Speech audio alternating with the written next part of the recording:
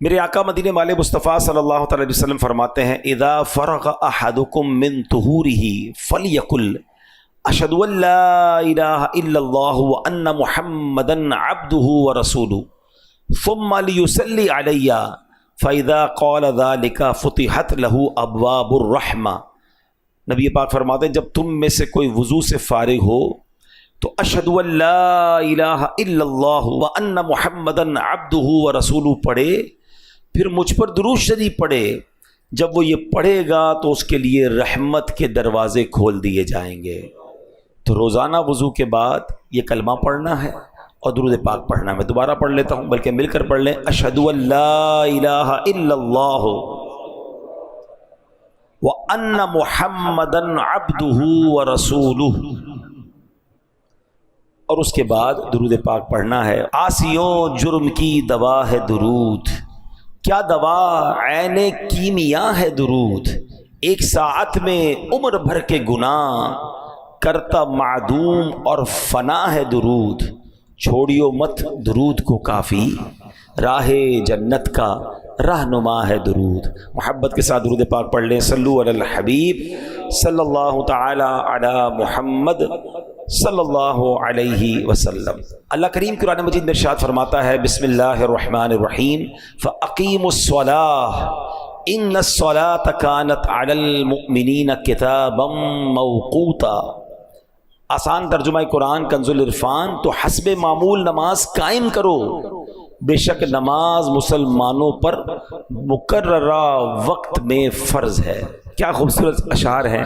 ہر عبادت سے برتر عبادت نماز، ساری دولت سے بڑھ کر ہے دولت نماز، یا خدا تجھ سے عطار کی ہے دعا، مصطفیٰ کی پڑھے ساری امت نماز، آمین۔ تو اے میرے پیارے اسلامی بھائیو، قرآن میں ہم نے سنا بے شک نماز مسلمانوں پر مقررہ وقت میں فرض ہے۔ اس کی تفسیر میں کیا خوبصورت لکھا، تفسیر قرآن صراط الجنان میں ہے کہ نماز کے اوقات مقرر ہیں، فکسڈ ہیں، لہٰذا لازم ہے کہ ان اوقات کی رعایت کی جائے، یعنی نماز ٹائمنگ کے اندر فرض ہے، اپنی مرضی سے نہیں پڑھنی کہ چلو صبح ساری پڑھ لی شام بعد میں ساری پڑھ لی۔ نماز کے ٹائمنگ قرآن فرما رہا ہے فرض ہیں۔ اچھا، بعض لوگوں نے یہ بھی سوال پوچھا کیا قرآن کریم میں 5 نمازوں کے وقت کا ذکر بھی موجود ہے؟ یہی سوال ایک مرتبہ سلطان المفسرین حضرت عبداللہ ابن عباس رضی اللہ تعالیٰ عنہما سے پوچھا گیا۔ کسی نے عرض کی کیا قرآن کریم میں 5 نمازوں کے وقت بیان کیے گئے ہیں؟ فرمایا ہاں، قرآن کریم کی 2 آیات میں 5 کی 5 نمازوں کے وقت جمع کر دیے گئے ہیں۔ پھر آپ نے پارہ 21 سورہ روم کی آیت نمبر 17 اور 18 کی تلاوت کی۔ اب ذرا غور سے سنیے کہ قرآن میں 5 نمازوں کے ٹائمنگ کیسے بیان ہوا۔ اللہ قرآن میں فرماتا ہے فَسُبْحَانَ اللَّهِ حِينَ تُمْسُونَ وَحِينَ تُصْبِحُونَ وَلَهُ الْحَمْدُ فِي السَّمَاوَاتِ وَالْأَرْضِ وَعَشِيًّا وَحِينَ تُظْهِرُونَ۔ آسان ترجمہ قرآن کنز العرفان، تو اللہ کی پاکی بیان کرو جب شام کرو اور جب صبح کرو، اور اسی کے لیے تعریف ہے آسمانوں اور زمین میں، اور اس وقت جب دن کا کچھ حصہ باقی ہو اور جب تم دوپہر کرو۔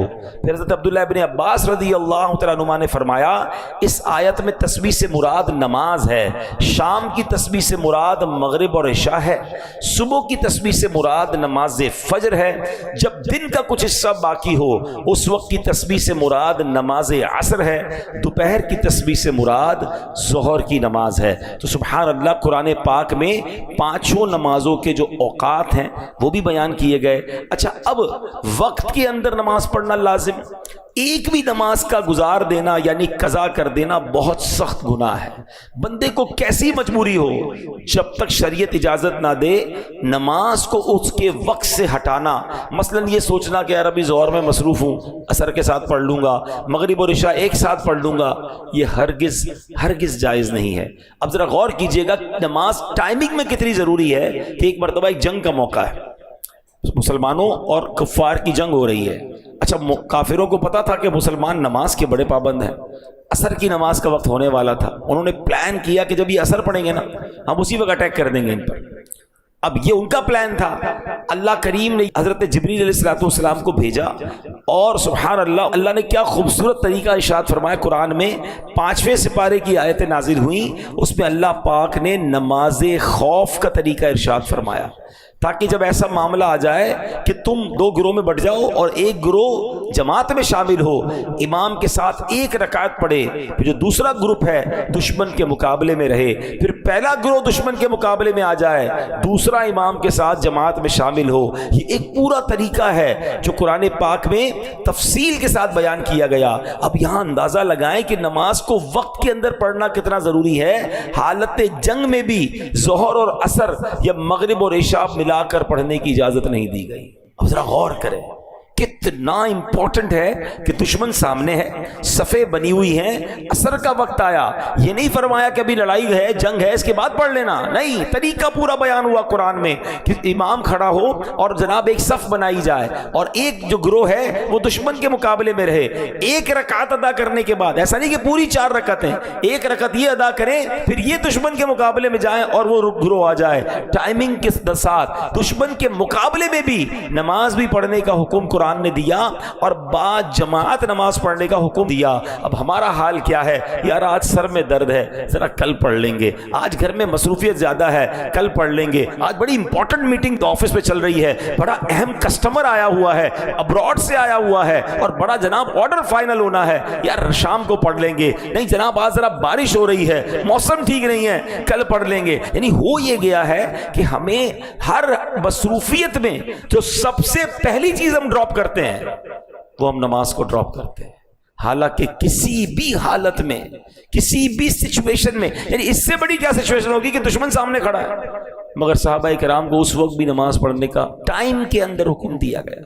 کاش یہ ریئلائزیشن ہو جائے سارے کام بعد میں ہیں پہلے نماز ہے. اور میں آپ کو صحیح بتاؤں, ماشاءاللہ میں چہرے دیکھتا ہوں, آپ میں سے بہت ساروں کو جانتا ہوں کہ آپ کو اللہ نے بڑی عزتیں دی ہیں. آپ اپنے آفس کے کوئی سی او بیٹھے ہوئے ہیں, کوئی مینیجرز بیٹھے ہوئے ہیں, کوئی مالک بیٹھے ہوئے ہیں, آپ کے ساتھ ٹھیک ٹھاک لوگ وابستہ ہیں. اگر آپ ایز اے سی او, آپ as a head of the department, آپ ایز اے مینیجر, آپ as a leader of the team, وقت ہونے پر اپنے آفس میں, اپنی فیکٹری میں میٹنگ سے کھڑے ہو کر آپ نماز پڑھیں گے نا, آپ یقین کریں آپ انسپریشن بنیں گے.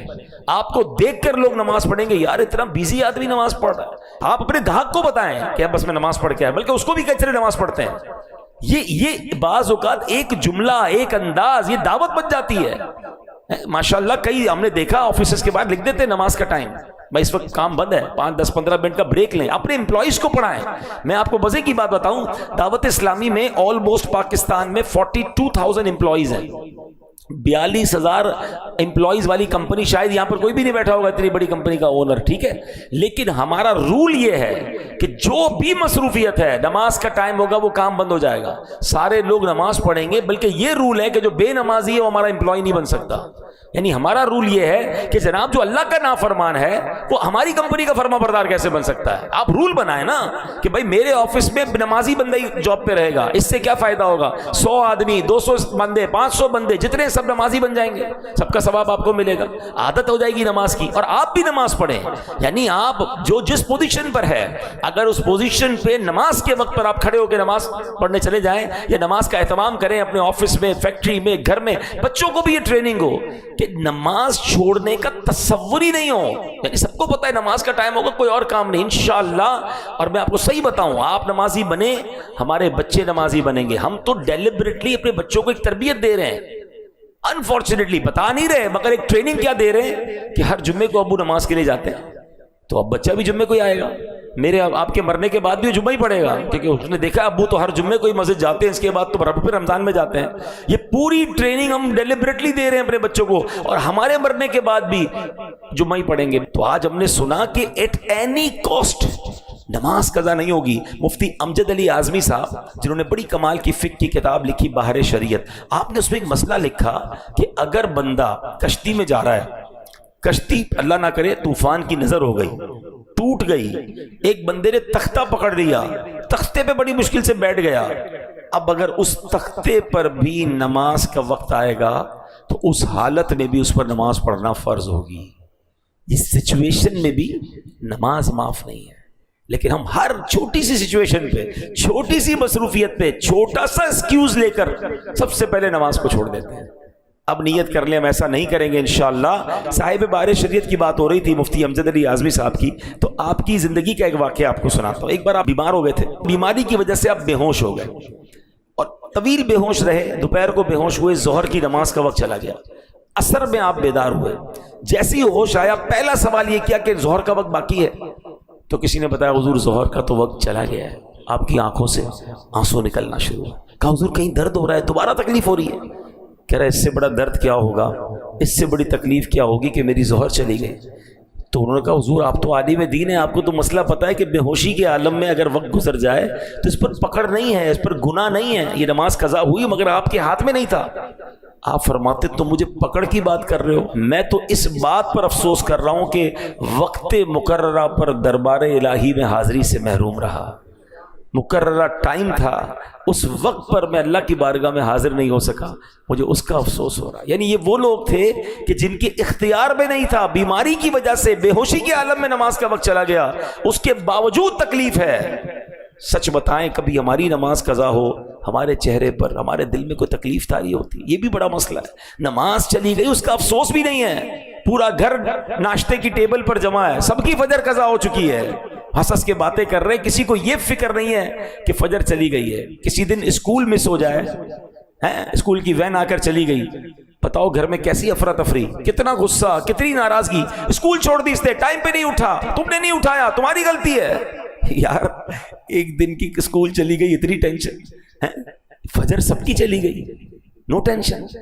کیسا گھر ہے وہ، ذرا سوچئے کہ صبح ہوتی ہے اس گھر میں کوئی بھی نہیں اٹھتا فجر کے لیے، یعنی مارننگ میں ہی اللہ کو ناراض کر دیا، یعنی سٹارٹ آف دا ڈے اللہ کو ناراض کر کے ہم اٹھ رہے ہیں سارے۔ یار ابتدا ایسی تو ہو کہ سارے گھر والے اٹھے۔ اچھا اسی گھر میں الارم رکھے ہوئے ہیں، کوئی بریک فاسٹ کے لیے رکھ رہا ہے، کوئی اسکول کے لیے رکھ رہا ہے، کوئی آفس کے لیے رکھ رہا ہے، فجر کے لیے کیوں نہیں رکھ رہے؟ تو انشاءاللہ نیت کریں کہ پابندی سے ہم نماز پڑھیں گے۔ ایک بڑی کمال کی بات، علماء کہتے ہیں جس طرح کھانے کا وقت مقرر ہے نا، کہ اگر بندہ اس ٹائم ٹیبل کے علاوہ کھائے تو طبیعت خراب ہو جاتی ہے۔ بندہ کہتا ہے تمہارے کھانے کا ٹائم سیٹ نہیں، ڈاکٹر بھی کہتے ہیں بھائی ٹائم پہ کھایا کرو، کیونکہ ٹائم پر کھانا آپ کے لیے، آپ کی باڈی کے لیے ضروری ہے، ورنہ اس کے بعد آپ کی ٹائمنگ آؤٹ ہوگی تو ہاضمہ خراب ہو جائے گا۔ بالکل اسی طرح دل کی غذا کے یہ 5 ٹائمنگ ہیں، ذرا سمجھیے اس کو، یہ روحانیت کے دروازے کھلتے ہیں اس وقت۔ اگر آپ وقت مقررہ پر نماز پڑھتے ہیں نا تو آپ کے دل کو روحانیت کی پراپر غذا ملتی ہے۔ ٹائم سے ہٹا کر دل کی غذا کھائیں گے تو وہ معرفت کے دروازے نہیں کھلیں گے۔ اچھا یہ تو ان کے لیے ہیں کہ جو نمازیں ٹائم گزار کر پڑھتے ہیں، جو پڑھتے ہی نہیں ہیں، قضائی کر دیتے ہیں، ان کے بارے میں کیا ہوگا؟ تو اے میرے پیارے اسلامی بھائیوں، کاش ہمیں یہ بات سمجھ آ جائے۔ اب جناب جو نماز کا ٹائم گزار کر نماز پڑھتے ہیں، قرآن اس کے بارے میں کیا فرماتا ہے؟ قرآن فرماتا ہے فَخَلَفَ مِن بَعْدِهِمْ خَلْفٌ أَضَاعُوا الصَّلَاةَ، تو ان کے بعد وہ نالائق لوگ ان کی جگہ آئے جنہوں نے نمازوں کو ضائع کیا۔ صحابی رسول حضرت عبداللہ بن مسعود رضی اللہ تعالیٰ عنہ اس آیت کی تفسیر میں فرماتے ہیں اس کا معنی یہ نہیں کہ وہ لوگ سرے سے نماز نہیں پڑھتے تھے، بلکہ معنی یہ ہے کہ وہ لوگ نماز کا وقت گزار کر نماز پڑھتے تھے۔ دیر سے نماز پڑھنے والوں کے بارے میں قرآن یہ کہہ رہا ہے جو سرے سے نماز نہیں پڑھتے ان کا کیا حال ہوگا۔ نبی پاک علیہ السلام فرماتے ہیں جس نے جان بوجھ کر نماز چھوڑی اس سے اللہ پاک اور اس کے رسول کا ذمہ بری ہو گیا۔ اعلیٰ حضرت امام اہل سنت لکھتے ہیں جس نے جان بوجھ کر ایک وقت کی نماز چھوڑی ہزاروں سال جہنم میں رہنے کا حقدار ہوا جب تک توبہ نہ کرے اور اس کی قضا نہ کر لے۔ تو اے میرے پیارے اسلامی بھائیو، ہم نہیں سہ سکتے جہنم کا عذاب۔ ہمیں اللہ کی محبت میں، اس کی اطاعت میں 5 نمازیں پابندی سے پڑھنی ہے۔ منقول ہے بروز قیامت نمازوں میں سستی کرنے والا اس حال میں آئے گا کہ اس کے چہرے پر 3 لائنیں، 3 سطریں لکھی ہوئی ہوں گی، اے اللہ کا حق برباد کرنے والے، اے اللہ کے غضب کے ساتھ مخصوص، جس طرح دنیا میں تو نے اللہ پاک کا حق ضائع کیا، اسی طرح آج تو بھی اللہ پاک کی رحمت سے مایوس ہو جا۔ کہاں جائیں گے مگر اللہ کی رحمت سے مایوس کر دیا گیا۔ ایک مشورہ دے دیتا ہوں، نماز کے ٹائمنگز پراپر پتہ چل جائیں۔ موبائل اپلیکیشن ہے پریئر ٹائمنگ، ٹھیک ہے. پریئر ٹائم، یہ دعوت اسلامی پریئر ٹائم آپ لکھیں گے، ایپ اسٹور پہ بھی ہے، پلے اسٹور پر بھی، اس کو ڈاؤن لوڈ کر لیں. One of the beautiful application ہے. پوری دنیا میں آپ کہیں بھی چلے جائیں، ایون آپ جہاز میں ہیں، آپ اس کی لانگیٹیوڈ ایٹیٹیوڈ جو بھی لکھیں گے، آپ کو جہاز کے اندر کا ٹائم بھی وہ بتا دے گا. دنیا بھر کے لاکھوں مقامات کا اس میں نماز کی ٹائمنگ مل جائیں گے، قبلہ ڈائریکشن مل جائے گا، وظائف مل جائیں گے. جب اتنا اہم فرض نماز ہے تو ہمیں ہمارے پاس یہ ٹولز بھی ہونے چاہیے تاکہ ہم اپنے ٹائم ٹیبل کے مطابق نماز کو ادا کریں. اور انشاءاللہ ہم اللہ نے چاہا نماز کی پابندی کرتے رہیں گے تو پھر انشاءاللہ باقی برکتیں بھی ملتی رہیں گی. صلو علی الحبیب صلی اللہ تعالی علی محمد صلی اللہ علیہ وسلم.